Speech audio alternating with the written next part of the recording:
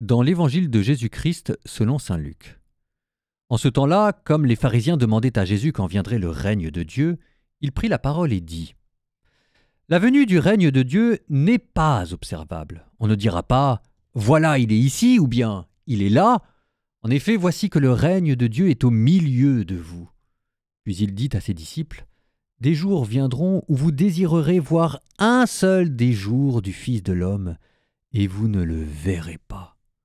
On vous dira : Voilà, il est là-bas, ou bien voici, il est ici, n'y allez pas, n'y courez pas.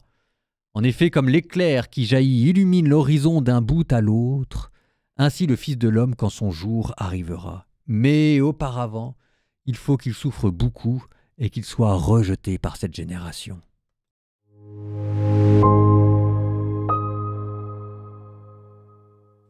Cela fait partie de ces petites traductions flottantes. Ça n'a l'air de rien, c'est juste une préposition, mais ça change le sens.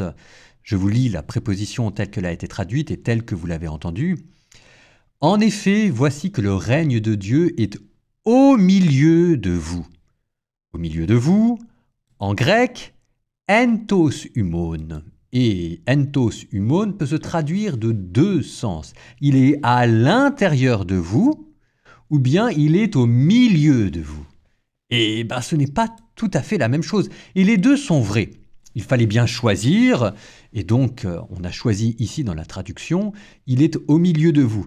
Ce qui met l'accent sur la charité, et on a raison parce que l'amour de Dieu se mesure à l'amour du prochain. Et que quand deux ou trois sont réunis au nom de Jésus, Jésus se tient au milieu d'eux.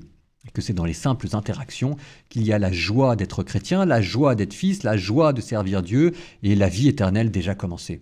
Mais on pourrait dire aussi, voici que le règne de Dieu est en vous.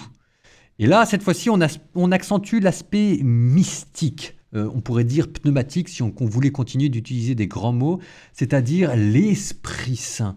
C'est-à-dire qu'il y a en vous le mouvement de la vie éternelle. Vous savez, cette sorte de petite intuition qui vous pousse vers le bien, qui vous fait comprendre certaines choses, qui vous donne le goût de la vie éternelle et qui vous attire vers Dieu secrètement. Enfin, ce mouvement de l'âme en vous qui vous vient de Dieu, l'Esprit Saint.